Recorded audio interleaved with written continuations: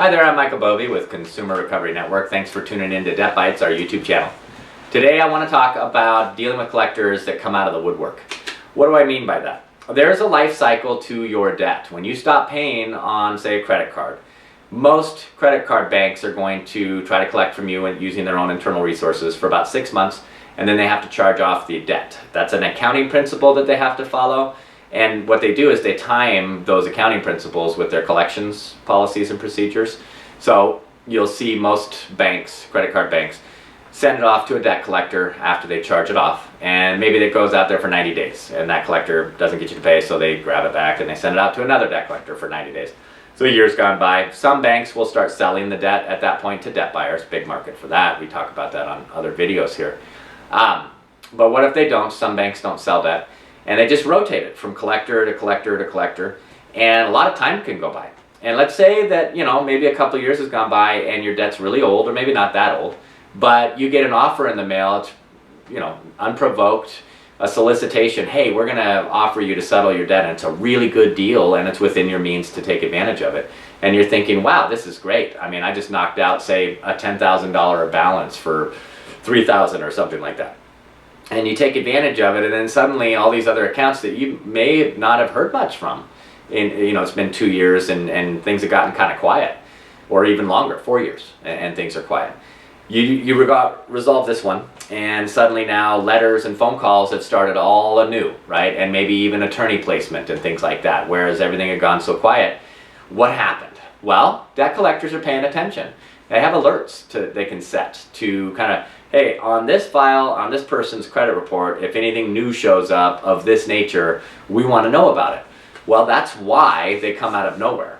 They see that you have means. They see that you have a willingness and an ability to pay, because you just did. You just settled the debt with somebody else, and they want to be next in line, basically. So they may not have offers for you. They may just see somebody with willingness and ability, and obviously somebody who had a hardship, stopped paying on some bills, including the one they have on their desk, and the one you just settled, and maybe some others that they can see on your credit report that haven't been resolved. How do they cut in front of the line for your next up, so to speak? You're somebody that had that problem then, but have bounced back enough now to have just settled that debt. A lot of times that's by placing it with an attorney, or just getting really aggressive all over again with collections. So be prepared for that. It's not like these guys are following you around necessarily on social networks and know that you have a new job or anything, although that's possible. But that they're paying attention through alerts very passively on your credit report. And this also can mean that, hey, you were out there maybe trying to apply for a car loan or some other kind of loan, or refi on your mortgage or something like that. That's a tip off to them as well. So you can see debt collectors that have gone quiet, come out of nowhere, and start reporting on your credit report, or providing updates, like new information, like as if they just freshened this on your credit report. So you need to be prepared for that. Understand that sometimes taking a good deal can backfire. Yeah, you got one deal out of the way, but it could lead to more aggressive collection, especially for those of us that live in states with longer statutes of limitation.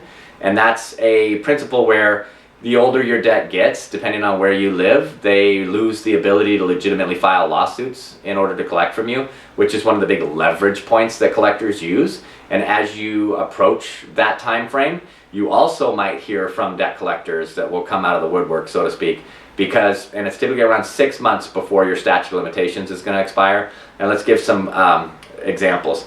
Virginia, 3 years. Maryland, 3 years. California, 4 years. There's a whole bunch of states that have a 6-year statute of limitations on revolving credit card debt before they lose the ability to legitimately sue you. So 6 months before these expiration dates, you might see a push of collections being placed with attorneys and things like that, because they know that if they don't do something quickly and progress this collection in the court, that they'll lose the legitimate ability to do that. Those are some of the reasons and some of the things that you have to watch out for. Be prepared if you're going to go out there and start resolving debt, for others to want to cut in front of the line for top consideration for your money on the next one. And they do all of those things. Write to you, phone you, and potentially even sue you as a result of what you did with somebody else a couple months prior. See you on the next video.